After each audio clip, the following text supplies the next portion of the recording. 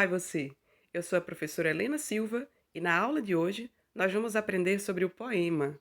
Com certeza você já viu, já leu, já escutou um poema. Mas hoje nós vamos aprofundar um pouco mais sobre esse gênero literário, que é um texto formado na estrutura de versos e estrofes. O verso corresponde a cada linha do poema. E a estrofe é o conjunto de versos. Se você ainda tem alguma dúvida, vou repetir. Cada linha do poema chama-se verso e o conjunto dos versos chama-se estrofe. O poema pode apresentar uma estrutura fixa, como é o caso do soneto, que é formado por 2 tercetos e 2 quartetos, ou seja, 2 estrofes com 3 versos, que são os tercetos, e mais 2 estrofes com 4 versos, ou seja, 2 quartetos. Nesta ordem, 2 quartetos e depois 2 tercetos. Porém, pode apresentar também uma estrutura livre. Não é necessário que um poema tenha uma estrutura fixa. Alguns têm, outros não. Os principais elementos que compõem um poema são o verso, a métrica, a estrofe, a rima e o ritmo. Os tipos de versos. Os versos podem ser regulares, que são também chamados de versos isométricos, ou seja, são aqueles que possuem a mesma medida. Os versos podem ser livres, isto é, são também chamados de heterométricos, e são aqueles que possuem medidas diferentes, ou seja, eles são irregulares. Existem também aqueles versos que são chamados de brancos ou soltos. São aqueles que não apresentam esquema de rima, no entanto, podem apresentar métrica, ou seja, a medida. Quais são os tipos de rimas? Os tipos de rimas vão variar. Primeiro, conforme a posição da rima dentro do poema. Existe a rima interna, também chamada de rima interior, ela ocorre no meio dos versos. Então vejamos, nesse trecho do poema de Guilherme de Almeida: o ar, a folha, a fuga. No lago, um círculo vago, no rosto, uma ruga. Veja que as palavras lago e vago rimam e elas estão dentro de um mesmo verso. A palavra vago se encontra no final do verso, mas a palavra lago se encontra no meio do verso, assim compondo uma rima interna. Um outro tipo de rima, conforme a posição da rima dentro do poema, é a rima externa, também chamada de rima final, é a forma mais utilizada, donde a rima ocorre no final dos versos. Por exemplo, o poeta é um fingidor, finge tão completamente, que chega a fingir que é dor, a dor que deveras sente. Fernando Pessoa. Veja que a palavra fingidor rima com a palavra dor e a palavra completamente rima com a palavra sente, e todas essas palavras aparecem no final de cada verso. Conforme a fonética, ou seja, conforme a pronúncia, conforme o som, a rima pode ser perfeita ou imperfeita. A rima perfeita é também chamada de rima consoante ou rima soante, e ela ocorre quando há uma total correspondência de sons. Foste o beijo melhor da minha vida, ou talvez o pior. Glória e tormento. Contigo a luz subi do firmamento. Contigo fui pela infernal descida. Olavo Bilac. Veja que a palavra vida rima perfeitamente com a palavra descida. E a palavra tormento tem uma total correspondência de som com a palavra firmamento, na sílaba mento, e aí formando uma rima perfeita. Já a rima imperfeita, também chamada de rima assonante, vocálica ou toante, ocorre quando a correspondência de sons é apenas parcial nas vogais. Então vejamos um exemplo de Mário Quintana. Eu agora, que desfecho, já nem penso mais em ti, mas será que nunca deixo de lembrar que te esqueci? Então veja, a palavra desfecho rima com a palavra deixo, mas não de forma perfeita, porque na sílaba dei, da palavra deixo, nós temos uma vogal I, cujo som não se encontra na palavra desfecho.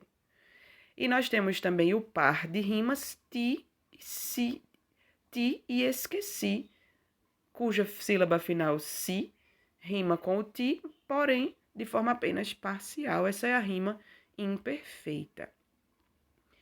Nós temos também os tipos de rima conforme o valor. A rima pode ser pobre, ou seja, neste tipo de rima, as palavras apresentam a mesma classe gramatical. Ou seja, podem ser 2 substantivos, podem ser 2 verbos, 2 adjetivos e por aí vai. Vejamos nesse exemplo de Machado de Assis. Quando ela fala, parece que a voz da brisa se cala. Talvez um anjo emudece quando ela fala. Então veja, a palavra parece, que é um verbo, rima com um outro verbo, que é emudece. Cala e fala também rimam e também são verbos, ou seja, pertencem à mesma classe gramatical, constituindo então uma rima pobre. Conforme o valor, a rima também pode ser rica, quando as palavras apresentam sons que rimam e são de classes gramaticais distintas. Então, nós temos aqui, no exemplo também de Machado de Assis, ilustríssimo, caro e velho amigo, saberás que, por um motivo urgente, na quinta-feira, 9 do corrente, preciso muito de falar contigo. Então, nós temos um substantivo, que é amigo, rimando com um pronome oblíquo, contigo. Nós temos, então, uma rima rica. Ainda conforme o valor, nós temos a rima que é chamada de preciosa, é uma rima rara. Também chamadas de rimas artificiais e raras, são rimas forjadas com palavras combinadas que conferem terminações incomuns, de sons raros.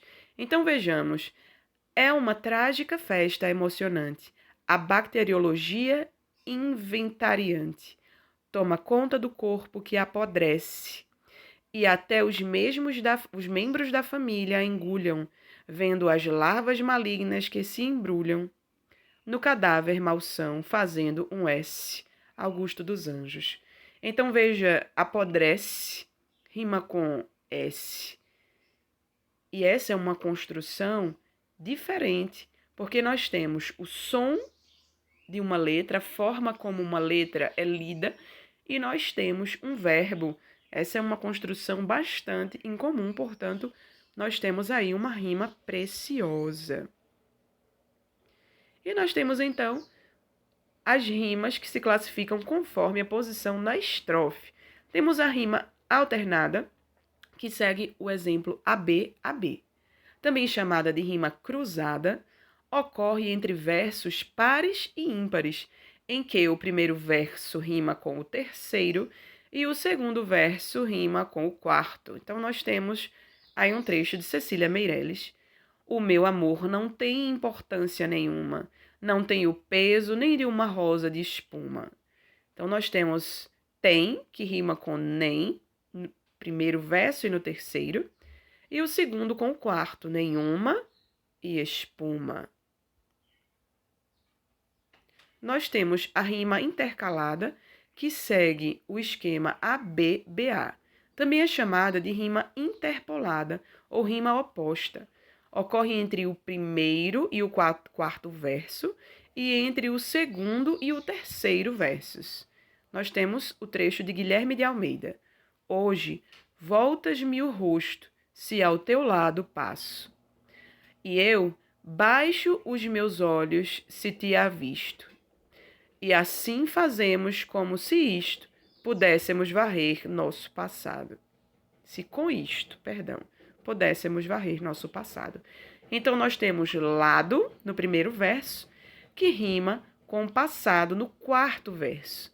E temos avisto, no segundo verso, que rima com isto no terceiro verso, formando, então, uma rima intercalada no esquema ABBA.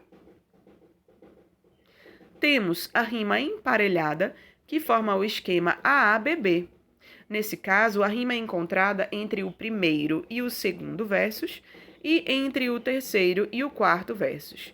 Nós temos esse trecho do poema de Carlos Drummond de Andrade que diz: aos que me chamam de deputado, quando nem mesmo sou jurado, aos que de bons se babam, mestre, ainda se escrevo o que não preste. Nós temos deputado, que rima com jurado, nos dois primeiros versos, e temos mestre, que rima com preste, no terceiro e no quarto versos. Você gostou da aula de hoje? Aprendeu sobre poema? Aprofundou um pouco mais sobre o poema? Então, deixa aqui o seu like nesse vídeo, inscreva-se no canal, nós temos aulas todas as semanas de português com conteúdos diferentes para que você possa aprender e compartilhar esse conhecimento. Se você tem alguma dúvida, se tem algum poema que você ouviu e que gostou, que você leu e que gostou, deixa aqui. Se você também gosta de escrever poemas, deixa aqui nos comentários, ou se você quer ainda tirar alguma dúvida, escreve a sua pergunta aqui nos comentários e eu vou responder. Até a próxima aula!